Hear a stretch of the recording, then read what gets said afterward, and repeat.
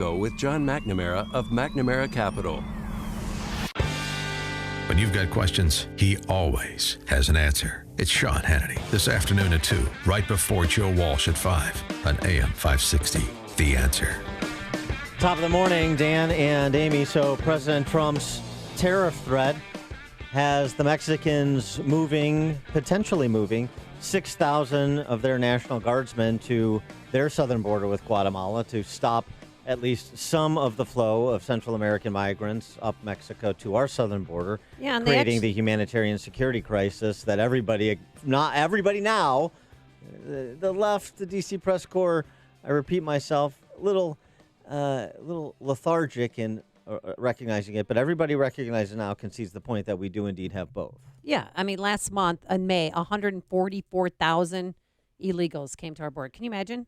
And so yesterday, they aren't wasting any time. They want to prove to President Trump that they mean business. And a group of Guatemalan migrants that were attempting to cross Mexico's southern border were blocked by Mexican military police. And the Mexican foreign minister said they're going to bring thousands more down there. So the good faith showing by the Mexicans, the proposal of the 6,000 National Guardsmen, that hasn't ended the tariff threat.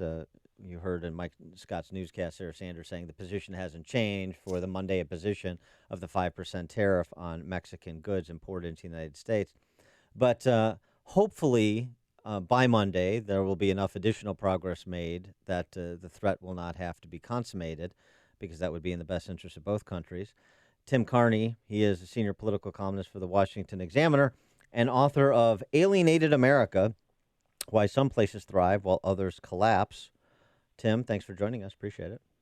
Hey, thanks for having me.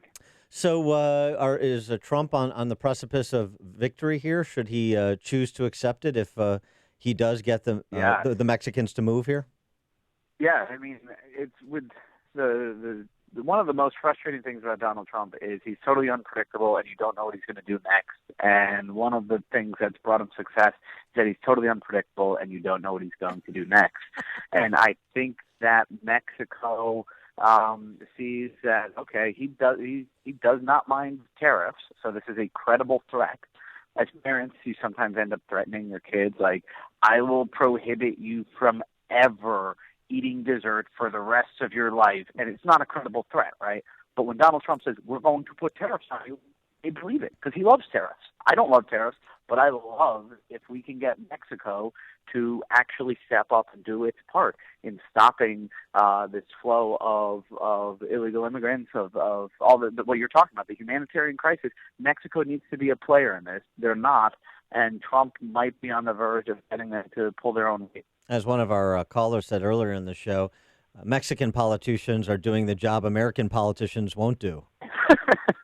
I mean, I like that line, but it is just simply true that a real approach to this is going to have to happen in multiple areas and not just on our southern border, on Mexico's southern border, on Mexico's northern border, in the middle of Mexico, and with good cooperation between the U.S. and Mexico. We actually already have decent cooperation, our Border Patrol and their government.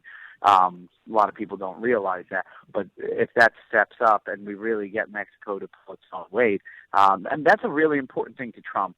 And it's an announcement to NATO where he wants the other countries to spend more on their military. He wants Mexico to do it. He really doesn't like the idea of other countries free riding off of the United States. And if he can make it work here with Mexico, I think he'd keep trying to push other countries in similar ways. Well, what does he want them to sign a contract or something? I mean, they showed good faith yesterday. They assigned more troops to their southern border. You had Mike Pence working with the Mexico foreign minister. I mean, why can't they just say it's over? Or do they need to sign something?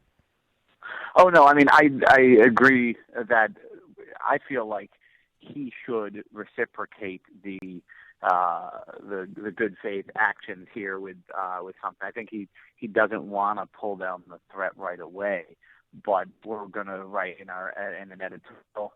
Assuming things don't dramatically change in the next few hours, we're going to write in our Examiner editorial, hey, look, when they give you something, we got to give them something back, even if it's just delaying the 5%. If there's something more you want, push those 5% tariffs back a week. Let's not stick them with the tariffs when they're clearly and rapidly moving in the right direction. There's more they can do, but what we have to do is come up with sort of an explicit ask. This is one of the key things, that if we want Mexico to help, we should say, okay, the next step should be X.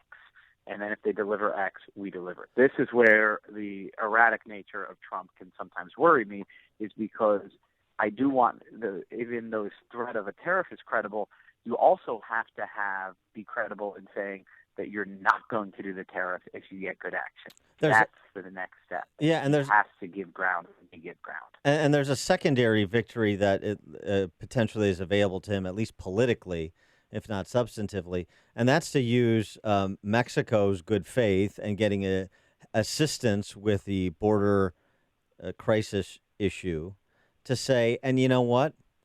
Now the Obrador administration, the Trump administration jointly call on Nancy Pelosi to call up the USMCA for a House vote.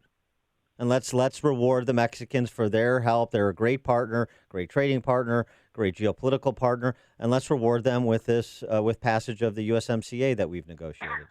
I think it would be quite the sight to have Donald Trump chastising the Democrats for being isolationists. Yeah, exactly. But that's the position he would be in. Yep. I mean, how great would that be? And also, too, the guy who's, he says such bad things about Mexican people, and he's so this and that. He's essentially standing with the nation of Mexico against the House Speaker for the Democrat. It'd be fun. I hope it happens post haste. I wanted to get your take on something else because of this Peggy Noonan entreaty in the Wall Street Journal yesterday. Wow. She wants the Prince of Facebook overthrown, as the headline blares her piece in the Wall Street Journal about big tech, talking about Zuckerberg. She wants basically big tech ground into dust, or at least small consumable bites. She writes, the mood in America is anti-big tech. Everyone knows they're too powerful, too arrogant, loom too large in public life. Here's what they, Republican officials, should be thinking. Break them up, break them in two, in three, regulate them, declare them to be what they've so successfully become, once a pleasure, now a utility. So I understand the sentiment, but she's actually expressing two separate and divergent types of solutions here. One is regulate them, and two is break them up. And the third choice is leave them alone and hope that they, don't ban us all from their platforms for being pro-life or something like that. So their third option is sort of the traditional laissez-faire option that a lot of conservatives, Republicans are moving away from because they're terrified by the big power, so the huge power that they have. But the two governmental options are different. Regulate them or break them up. And what the distinction I'm making here is, say Facebook wanted to ban Dan and Amy because you guys are offensive because you've said bad things about Rahm Emanuel, and that just crossed the line. We would never do that. It's true, yeah. And it's not a hypothetical. Yeah. Should the government force Facebook to carry you guys? Should the government force Facebook to bake your cake, so to speak? I don't think that's the right thing. I don't think the government should be able to force you to bring on Rahm Emanuel as a guest if you don't want to, and shouldn't force me to be able to write our editorial about an issue we don't want to. So I don't want the regulation. But breaking them up is a different thing, because then the market provides the regulation. Once you just say, okay, we usually like you guys to be able to get as big as you can, but right now you're too powerful. So rather than give you a ton of rules, let the consumers make the rules. Some consumers will say, yeah, I want to go places that don't have any right-wingers. And some consumers will say, I want a more vibrant place. I want a place that, is just people putting up pictures of their kids. And some people say, I want a place, where anything goes. But there's not that. We have basically 3-4 platforms that all this stuff goes to, and they have too much power. So if we're going to talk about regulating them or breaking them up, you should realize those are two different things. And if you're worried, like I am, that government abuses its power, I'd be more worried about regulation than I would be about breaking them up. Yeah, I mean, I stipulate to most of what you said there. The thing about this as well is politically, though, politically, you know, this is an opportunity for Trump. And if I was one of those big tech CEOs, I'd be a little nervous because Trump loves the political jujitsu move.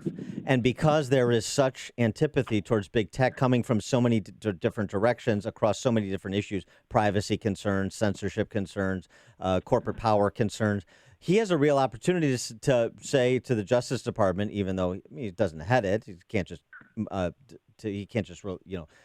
release the Kraken, but he can take the rhetorical position. Yeah, you know what? I agree.